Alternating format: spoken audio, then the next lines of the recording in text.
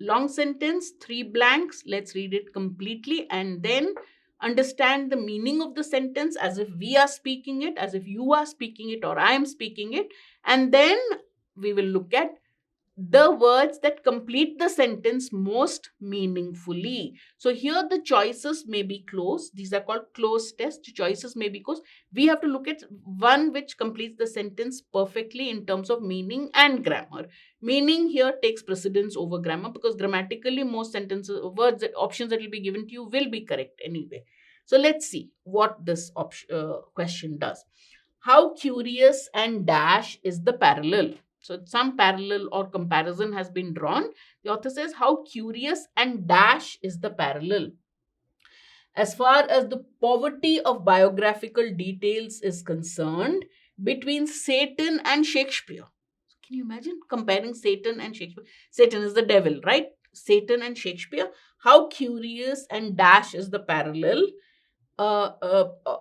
As far as the poverty of biographical detail is concerned between Satan and Shakespeare, it is dash and there's a semicolon. So whatever follows the semicolon is an explanation of the dash. There is nothing resembling it in history, nothing resembling it in romance, nothing approaching it even in tradition. So whatever this comparison that you're doing between Satan and Shakespeare is dash. Why is it dash? Because you find nothing like it in history, romance, or tradition.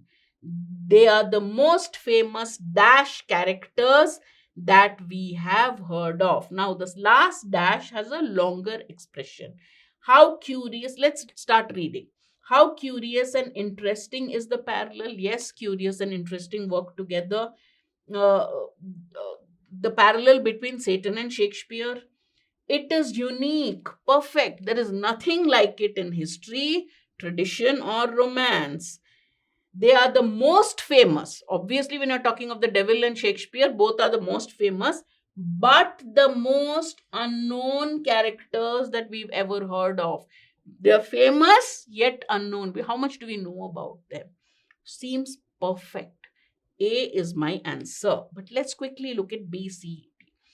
How curious and spellbinding is the parallel? It is cliched. It cannot be cliched if it is, you don't find anything like it anywhere in history or tradition or anything. So for me, B goes out. How curious and exciting? It is special.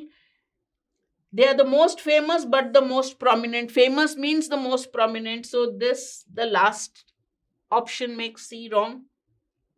How curious and awe-inspiring. It is drab. Drab means boring. So how can it be drab when you don't find it anywhere in history or tradition? It cannot be boring. It's either rare or unique or something, but cannot be drab.